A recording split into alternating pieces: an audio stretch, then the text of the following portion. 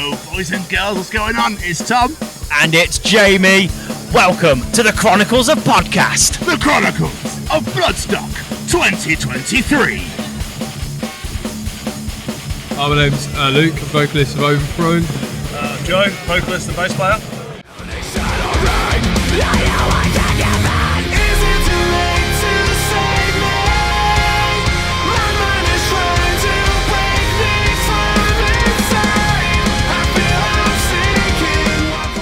Most important thing, guys, how you doing? Oh yeah, great man. Yeah. just played, it's fucking wicked. Yeah? Yeah, it's awesome. You all good, man? Yeah, man. Loving it. Having a great day. Is it one of those things where it's like, oh fuck, we're playing Bloodstock, but it's like ages ago, and it takes fucking ages to get here, then it's like, oh, Bloodstock, okay, oh, we played? What do you mean? That was fucking quick. Yeah, it's so quick. Like, the adrenaline's just pumping. No, I bet. When did you get here? Friday, wasn't it? Oh yeah, Friday we got Friday here. and then left yesterday and then came back this morning. So freshened up a little bit last night. Oh, I'm jealous. So jealous. Sleep in a proper bed. Yeah, I can't wait for that later tonight. So how was your festival been? How was Friday then?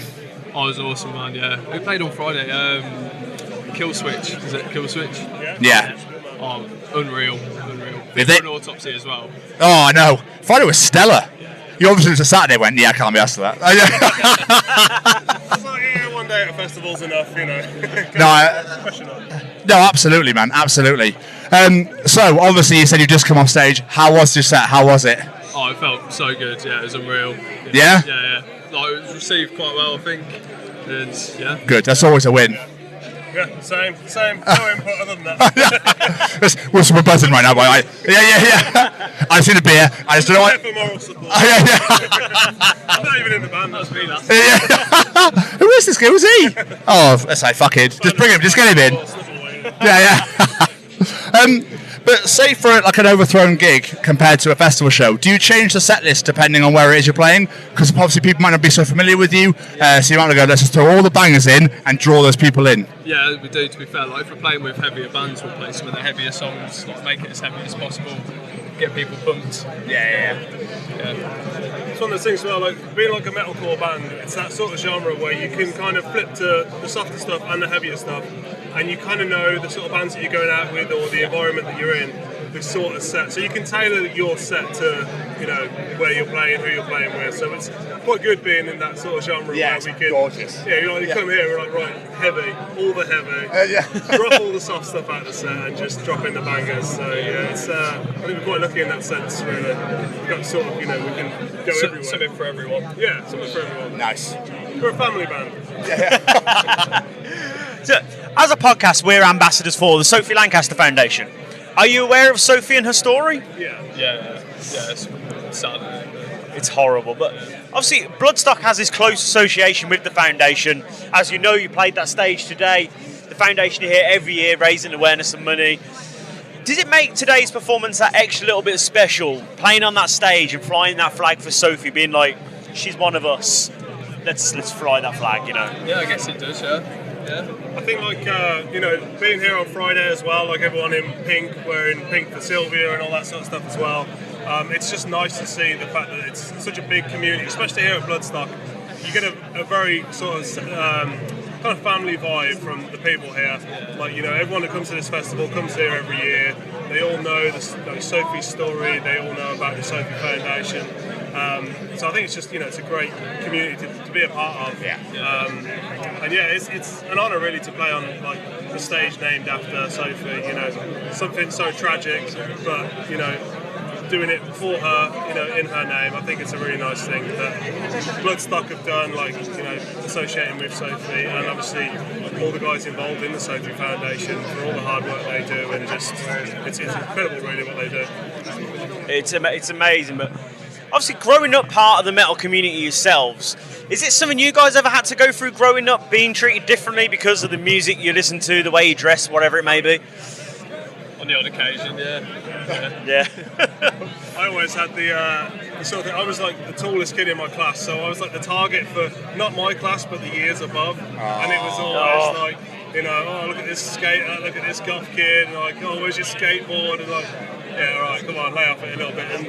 And there was always kind of, you know, you'd be sort of down your local park on a Friday, and there'd be like that segregation between the kids that are a little bit more alternative, and then what you'd say like the chavvy kids or whatever. And a few sort of park scraps and all the rest of it, which it's never nice to be involved in, and you try and like stay away from it if possible, but it kind of finds you. I think it's great being at a place like this where everybody's here for the same reason, all about the music. You don't feel any sort of judgment really, do you? It's nice. Do you find that they're always the weirdest insults as well? They're not exactly like cutting to the bone sort of thing, like cut your hair. Yeah. No. No, thanks. If that's all right with you, I'm not going to. You got holes in your jeans? Yes, thank you. Yeah. Oh, your your observation skills are unbelievable. So yeah, well done. I used to get more annoyed when they used to get the genres mixed. Like, oh, goth kid listening to Nirvana. I'm like, they're grunge actually. Yeah. Please get it right. Everyone just calls everything screamo. Yeah. That's it. Oh, you into that screamo? Yeah, sure. Whatever. But growing up, obviously, you experienced this. So, obviously, a lot of kids don't find it as easy to just brush it off. It affects them, and it carries with them, and they're too scared to be themselves, and it's not right to be like that these days. So what sort of things do you think the foundation could do going forward to support these people who are having a hard time with it and maybe need that extra little bit of help? What sort of thing do you think we could do to help them?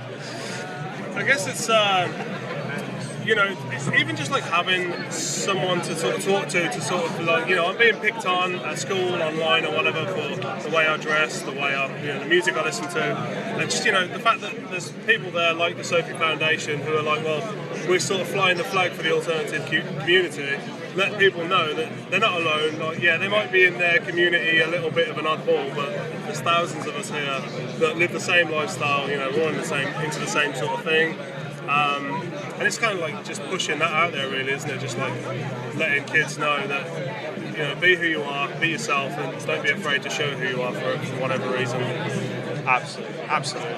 It's beautiful to see. Like, I don't know if you've noticed while you've been here, there's a ton of families here. There's so many kids here. It's amazing. Like, there's 7-year-olds starting circle pits, apparently. Like, it's beautiful to see. So I'm really hoping, we can affect and make positive change for those guys to grow up, because I want them to be happy with who they are, and then one day they can come and play the main stage. It'll be amazing to see. I really hope we get there one day. But let's bring it back to you guys. You've got, this is my favourite statement I've made all weekend, by the way, a Mini Welsh Tour coming in September.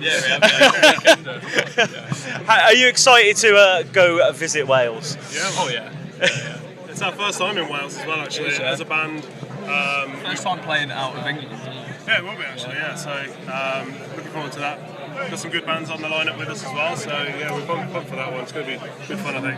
Yeah, absolutely, mate. I was looking on the social medias earlier, and I was like, that is amazing. No one ever announces a Welsh tour. That is incredible. It's kind of a nice run as well, because it's like you go to all one end Aberystwyth and then just work our way back down the coast and then straight back home. So. Oh, beautiful. Our drummer's Welsh as well, so I think he's quite happy with it. Yeah. Oh, yes. I get to go home. But the new single Search For Solace came out in the middle of July. How was it well received? Were you happy with how that? Yeah, it's been quite well received. Yeah. Yeah, it's good.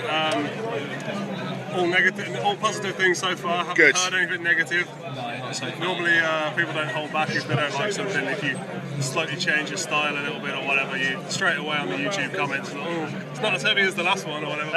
But we haven't had any of that, so. That's really good. Is it leading into anything we can talk about, or is that all hush hush now? So we did play an unreleased song today. Oh, okay. And that went down quite well as well. So yeah, it's quite heavy. Nice. Awesome.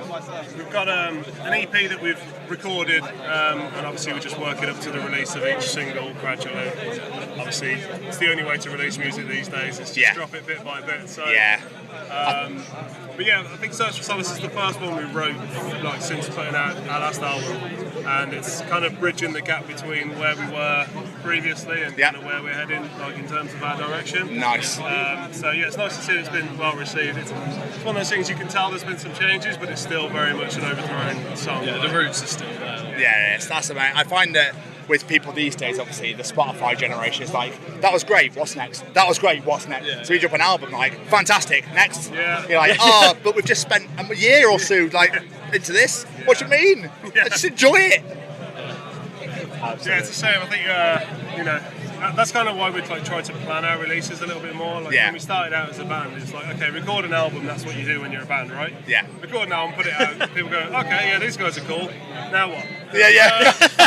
Well, we're going to go back to our day jobs for a little while, and then maybe record some more next year. So enjoy that for a year. Yeah, exactly. It's you kind of learn as you go along that you have to sort of really plan out your releases a little bit more and just sort of drip feed a little bit. Yeah, absolutely. Keep people happy, but not sort of do yourselves out of a job at the same time. Yeah, no, absolutely, guys. Thank you so much for sitting and chatting to us today. We massively appreciate it. Not at all. Enjoy the rest of your Sunday. You too, man. All right, pleasure. Thank you very much, my friend.